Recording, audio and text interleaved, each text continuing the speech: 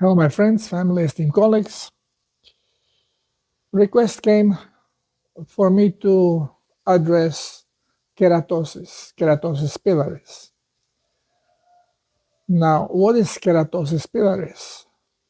Well, some people experience rough skin, usually patches of the skin, resembling goosebumps, for example. Very often related also to dry patches. And most of the time they do not itch, but they could itch and they could be reddish, although most of the times they are not. They are same color of the skin. And according to the science, this is not considered as a disease. It's considered as anomaly, as another variation of a skin, and deemed to be non-curable. That this is kind of normal in some people, most likely genetically, of course, related. But then it says that if it happens to younger people, which usually happens to young children, young adults, that by the age of 30, it usually goes away. Well, considering it being just another type of a skin, this is nonsense, because we know right away that something is not right here. Now, I don't know if it makes sense for me to show you what the science tells us about it, because you can do it yourself. Just, check Keratosis Pilaris and you will see that it happens mostly with children and affects certain parts of the body more than other parts. Usually our cheeks, the upper arms, and it could be also happening in the back and on buttocks and upper legs. Now, whenever I talk about anomalies or skin problems, I always point to the fact that the skin is our protective layer, but also as a functions of each one of them is detox, elimination of toxic elements. But through skin also we control the temperature of the body. And by bringing more moisture to the skin, we create evaporation which cools the body down. Now,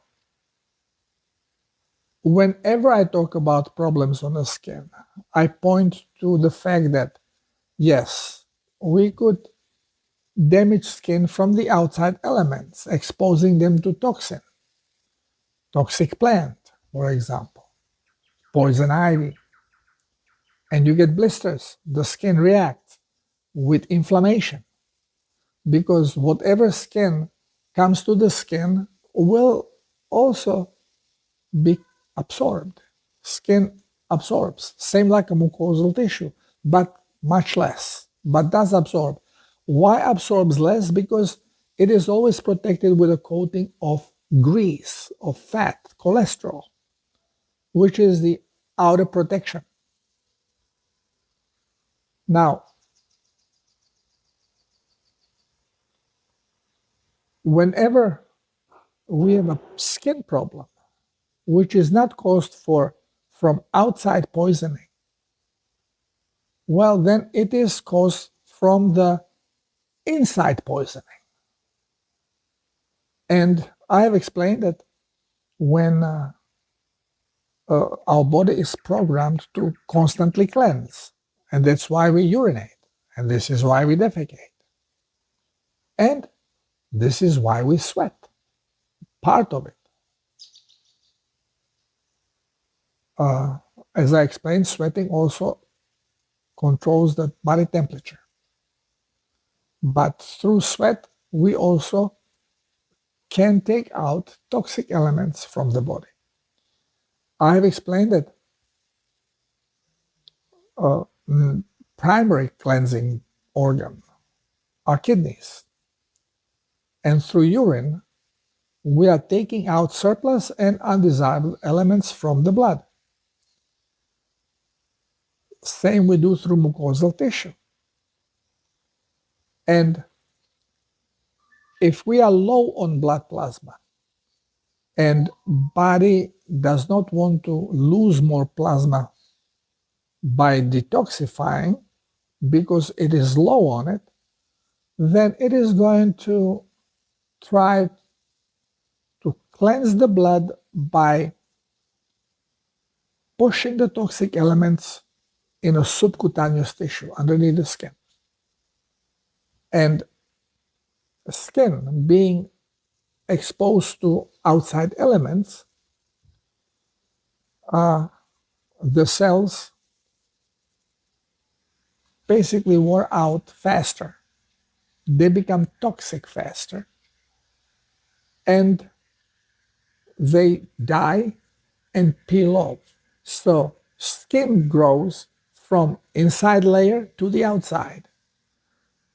So it always kind of rotates, it bubbles, it flakes and bubbles. So when you have a toxins here in the subcutaneous tissue, they start getting closer and closer to the top until they are flaked out. But if the toxicity becomes strong, toxins are out of alignment frequencies. They serve as electric resistors. They resist flow of energy. And if we are too dense with them, if the skin is too overly dense with them, well, the energy doesn't flow. And the body is programmed to self-maintain. So usually it flushes the toxic area with plasma, pushing it out.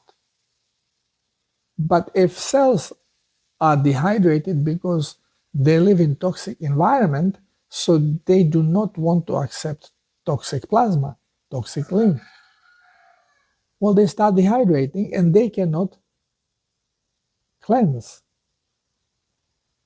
If the toxicity becomes problematic, then there is override program that triggers hydration, forced hydration, in a particular area which is more affected than the other areas. And through this forced hydration, we call inflammation, it forces pressurized plasma to enter cells so they can use it then for cleansing purposes. And this is why when skin is toxic, underlying layers, we get inflammation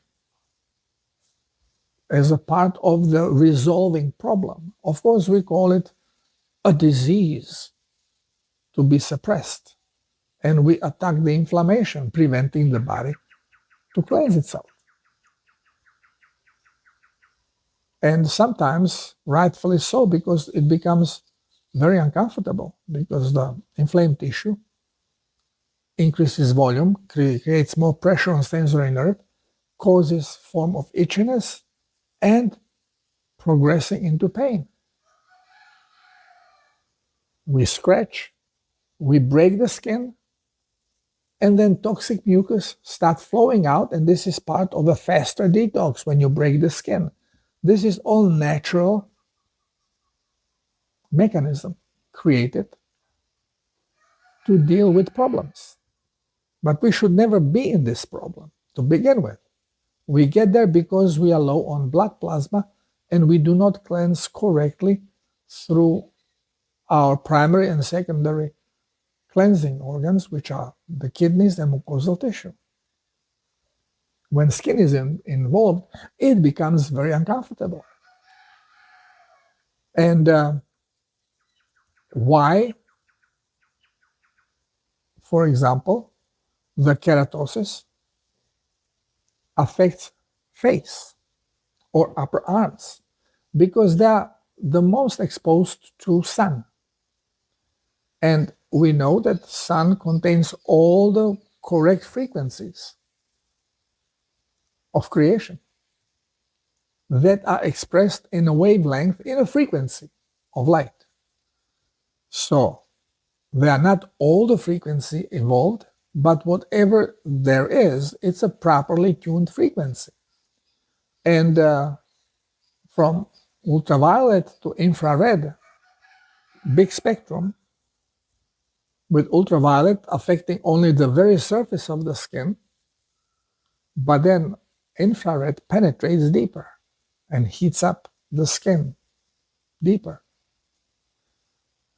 And what happens when we are exposed to the sun?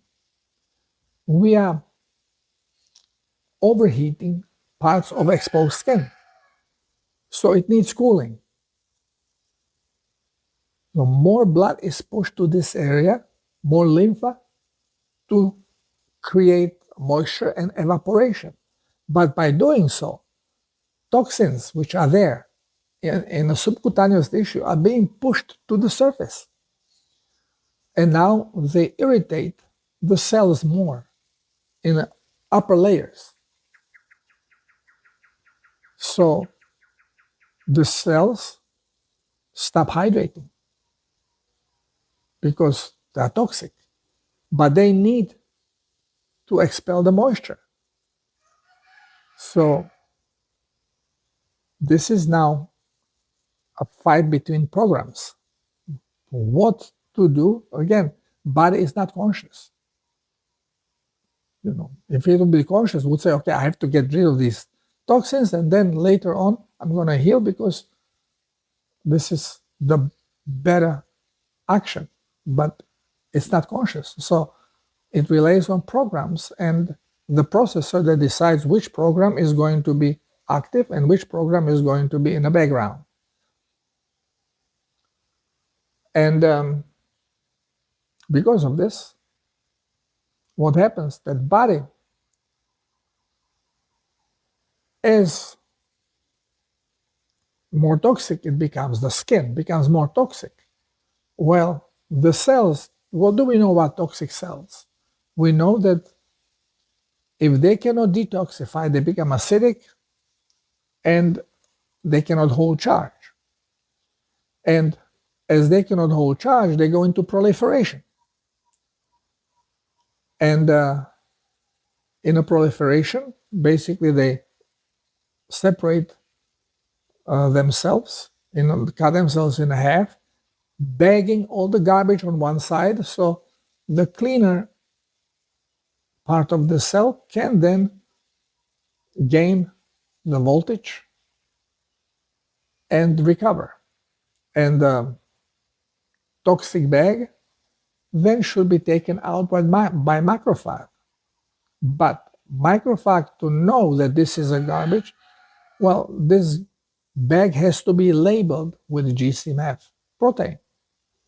When we eat carbohydrates, we do not produce GCMF protein. I explained this.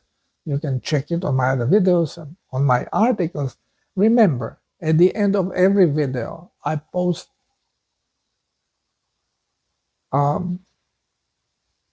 information of my blog.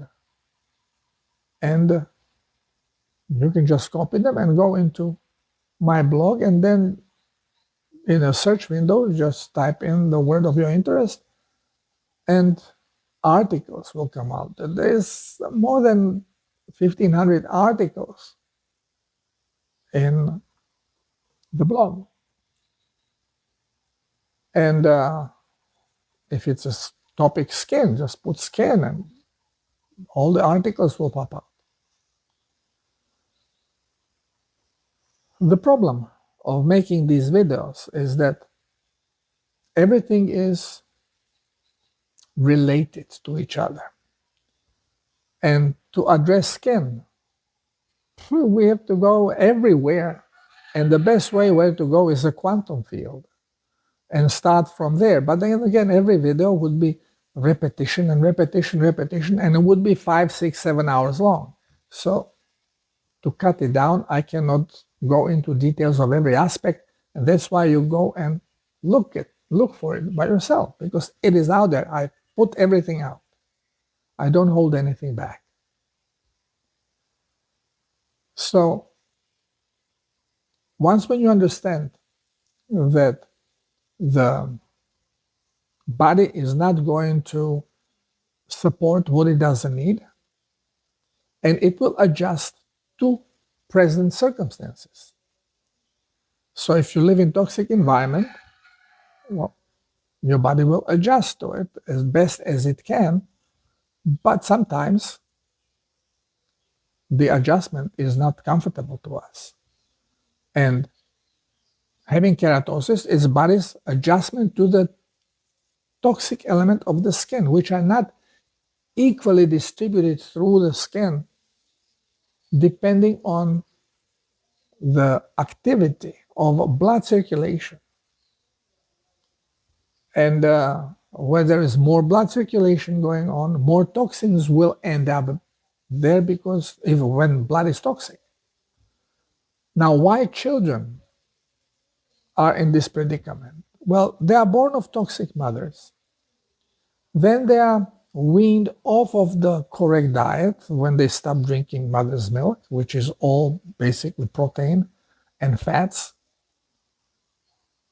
And they are pushed from ketogenic into glucoholic state, which now our medical science calls our correct state, that our cells depend on energy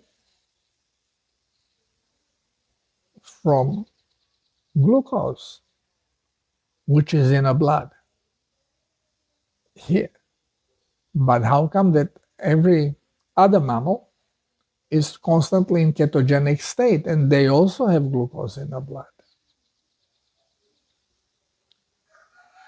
Again, I explained this, so I don't want to create another 2-hour video there. So search for the information. It's out there. I put it there.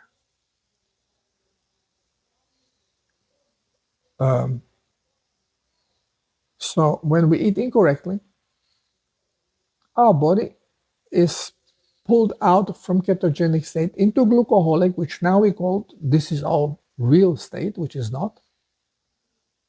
And then health issues occur. And one of them is keratosis pilaris of the skin. Now again, face, upper arms. When we sit short, we have short thighs. If we have back exposed to the sun, back also will be exposed to more heat, which needs more cooling. More toxic elements will go there. And the skin will start defending itself. Where you poison the skin cells are going to start dying faster. And you get additional layers of the skin because you have more layers of dead skin or non-functional layer of skin, which in type of keratosis pilaris shows as a goosebumps. But we know that this is basically accumulated keratin. Keratin, what is keratin? Keratin is a protein that is in the skin as a structural strength layer, brings the strength to the skin, durability. Now, when would this skin layer contain more keratin? Well, always when it is stimulated, when skin is being stimulated. Now, what stimulates the skin? Scratching it. That's stimulation. And automatically, the skin is toxic, which makes it fragile. We know that dehydrated cells are much easier prone to rupturing. Organs, tissue made of these cells will rupture faster. I explained this when we talk about hernias.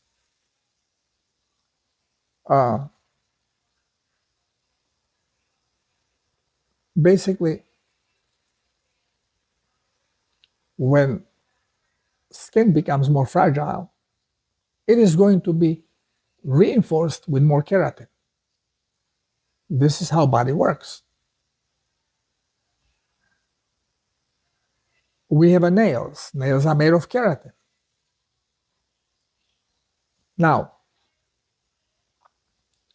I don't know if you notice, martial artists that like to break things with their hands or feet, the contact areas where what they are using to break, being it knuckles or being it side of the fist, outside or inside, will start thickening. And it will look like calluses. It becomes very hard.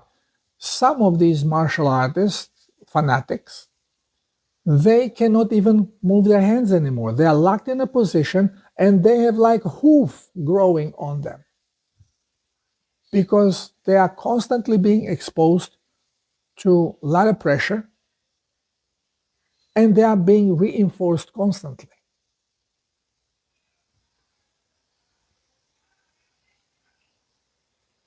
This is happening on a slower scale when you are exposing yourself to elements. Now, you bring more toxicity in the area, so you already have dehydrated cells, and then you create additional friction to it. Like buttocks, you're sitting down all the time, you have pants on, pants rubbing on your shins or t-shirt rubbing on the skin. And all of a sudden, already vulnerable, dehydrated, and toxic cells start requiring more protection. And you start building up keratin. So, this is something that doctors are never told because doctors are being kept in the dark so they can be manipulated into doing the cabal's deed, which is depopulation, which is poisoning of the public and killing of the public. And this is what the medicinal approach is all about.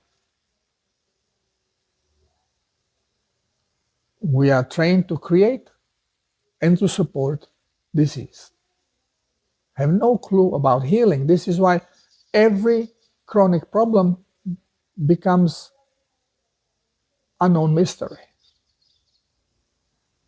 Culprit unknown. If you look into Keratosis Pilaris, you look for culprit unknown. Could be genetic.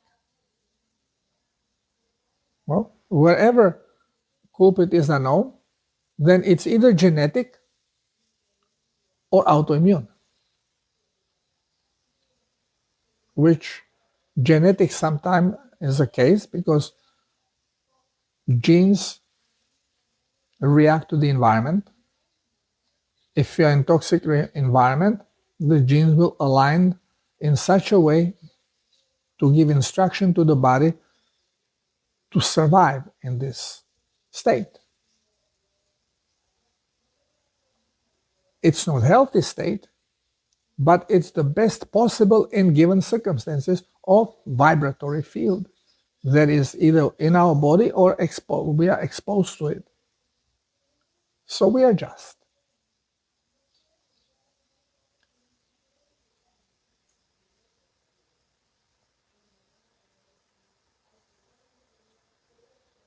The children come from toxic mothers, but on top of this, they are being purposefully poisoned through certain protective things that we need to keep healthy. Zumzulas. We got to protect ourselves from zumzulas by giving zumzula directly into the blood, bypassing body's immune defenses. It's a crazy thing that so many people still do not get this.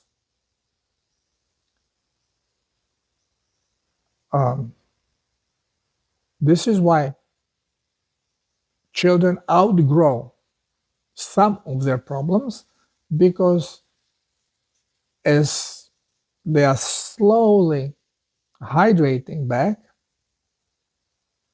they start recovering the proper vibration, and this results in a healing processes of the body. It's all about vibration.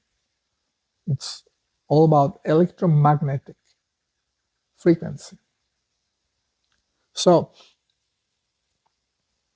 if you have this problem with the skin, or if you have a child with any kind of a skin problem, we are separating skin problem depending on manifestation of a symptom, but basically it's all the same thing because culprit is the same. And one of the worst things is the low levels of blood plasma. Even children suffer from this. When baby is born of toxic mother and starts drinking mother's milk, which is less toxic than the blood, it starts hydrating and immediately it goes into detox. When we drink milk, we go into detox because milk is plasma. It's water with minerals that we need for cleansing. Also contains other elements, of which some of them are food. So, it is not pure plasma, but you are raising plasma level by drinking milk. So does the baby. And because it's toxic, it goes immediately into detox. And more toxic it is, the stronger are the symptoms of detox. Mild detox would be frequent urination. Stronger detox would be diarrhea. Stronger detox than then would be vomiting, diarrhea, and urination. Stronger detox than this would be skin irritation, eczema, vomiting, diarrhea, and urination. Okay, so this is progress of symptoms of detox of a toxic body. And when child comes up with diarrhea or fever, is one of them too, taking out toxins through sweat. But when child breaks down with the fever and has diarrhea, what do? We medicate. What do you do with medication? You suppress. You attack the body with toxic stuff, so it stops cleansing. It goes into protective mode. And when it stops cleansing, it stops releasing toxins from a tissue and from the cells into the blood, because cells close down, tissue tightens up. So no more pollution goes into the blood, and then slowly you eliminate the toxic element of medicinal remedies that you took in, together with the impurities in the blood, and your symptoms of disease, which is no disease at all, it's your natural healing, cleansing effect, are gone. But what happened? All the toxins remain in your tissue and in your cells. So accumulation from then on continues. And every time body wants to detoxify, anytime you get runny nose, watery eyes, swollen glands, little fever, bingo, you got bombarded with more toxins to stop this process, stopping the body from healing itself, from cleansing itself. This is the heart of our medicine. We call medical treatment, medicine. Doctors are experts on it. We call it manipulating the symptom. Not healing, manipulating the symptom, suppressing the symptom. So, if you want to be healthy, if you want your child to be healthy, you have to allow it to go through the process of detox. Support the detox, allow the fever, allow the nausea, vomiting, the diarrhea, allow it, support it by replenishing the lost plasma, because every time you urinate, every time you defecate, especially with diarrhea, all this liquid is plasma, it's not water. Your body does not hold water.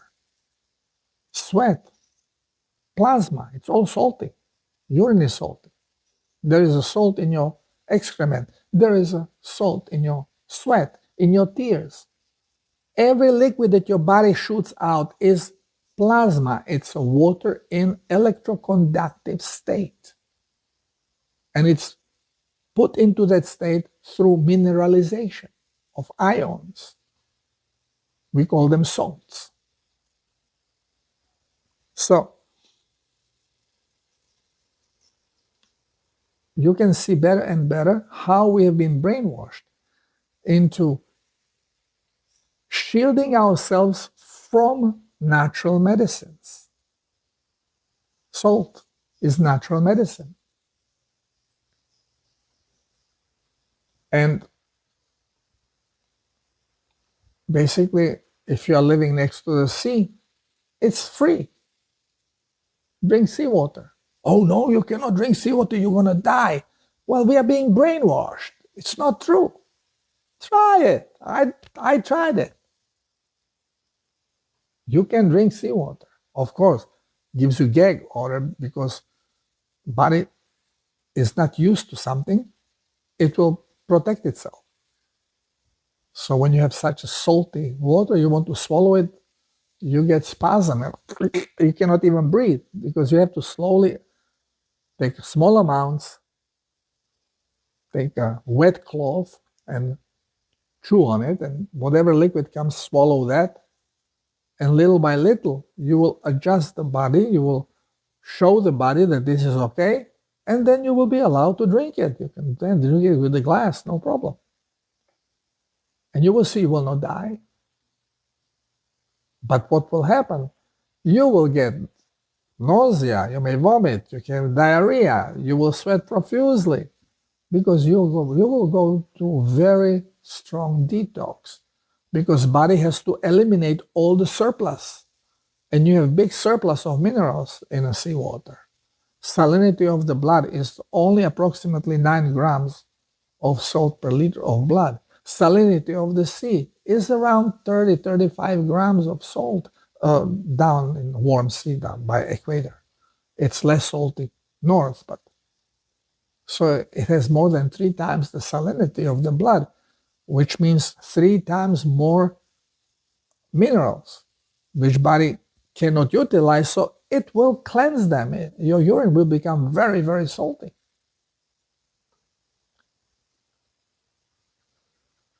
Okay, it's like playing the broken record over and over again, but we are so afraid of salt because of our indoctrination that it is unimaginable to us that what I'm saying is true. There is no other way but trying it. We learn through experience. So, if in doubt, try it for yourself and see what happens. But remember, detox and high concentration of undesirable elements in the blood, which we may call blood toxicity, are the symptoms generated, we call disease. Because we are told by our scientists that this is disease.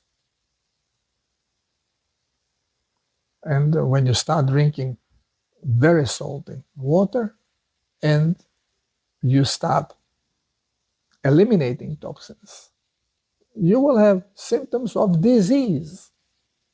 Dis-ease. You may vomit, you'll have diarrhea, you may have fever, because we are eliminating surplus, we are eliminating toxic elements. So if you suffer from any kind of a skin disease, including Keratosis Pilaris, then cleansing is the way to go. And if you don't know how to, follow Self-Healer's protocol. It is all about eating correctly, the correct diet, which is nothing what we are being told, and drinking plasma, mineralized water, water with salt. The only salt recommended is natural, not refined, not iodized sea salt.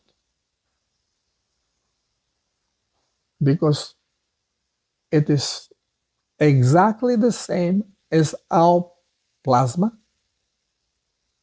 but with different levels of elements in it, but all the same elements.